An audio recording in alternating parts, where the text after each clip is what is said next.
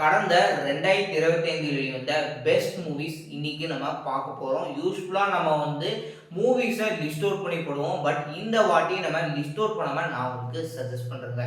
முதல்ல பார்க்கக்கூடிய படம் டிராகன். ஏன் அந்த படத்த டிராகன் அப்படின்ற போது ஒரு ஃபன்னா வருது அப்படின்னு எடுத்துட்டீங்கன்னா, அவர் பண்றக்கூடிய செயல் அந்த அளவுக்கு ஃபன்னா குடுத்திருந்தாலும் கூட, வாழ்க்கைக்கு தேவையான விஷயத்த தான் குடுத்திருந்தாங்க. நீங்க வாழ்க்கையில லவ்வுல எத்தன செருப்படி வாங்குனாலும் கரெக்டா நீ பொறுப்பா ஒரு இருந்த அப்படின்னா கண்டிப்பா உன்னோட லைஃப் பிரைட்டா இருக்கும் அப்படின்ற ஒரு அழகான ஒரு கருத்து சொல்லியிருந்தாங்க. வாழ்க்கையில நீக்க வேண்டிய 2 விஷயம். எஜுகேஷன் கன்சல்டன்சி மூலியமா நம்ம இந்த அளவுக்கு அமௌண்ட் குடுத்து நம்ம பண்ணலாம். ஆக்சுவலா மோஸ்ட்டா பண்ண மாட்டாங்க. பட் இருந்தாலும் நடக்கக்கூடிய ஒரு விஷயத்த எடுத்து சொல்லியிருப்பாங்க. அதே மாரியே ஃப்ரெண்ட்ஸ் வீட்ல போய் வெயிட் பண்ணலாம் அப்படின்றது தவறான செயலா எனக்கு படுது. ரெட்ரோ படம் ஒரு ஆக சிறந்த ஒரு கான்செப்ட்ட தூக்கி சொல்லியிருக்காங்க. சிரிப்பு.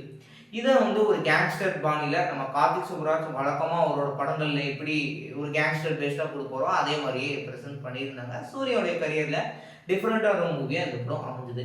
மனைவிக்கு முக்கியத்துவம் குடுத்து எடுக்கப்பட்ட ஏகேவின் விடாமுயற்சி படம். ஆனா, ஆக்ஷன் டாக்கிங்ஸ் அதிகமா இல்லன்னு மக்கள் டிசப்பாயின்ட்மென்ட்க்கு போயிட்டாங்க.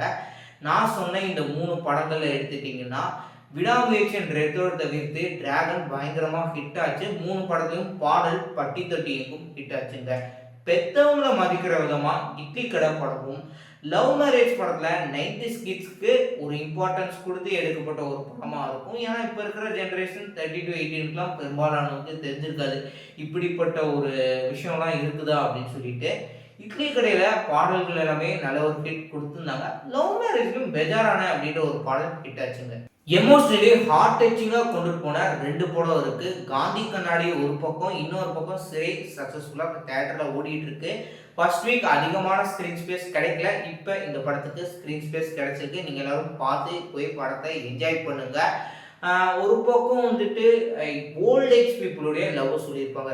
இதுல எடுத்துட்டீங்கன்னா யங்ஸ்டர்ஸ் உடைய லவ் எந்த அளவுக்கு அதிக தீவிரமா பயங்கரமா இருக்கு அப்படின்றத சொல்லியிருக்காங்க.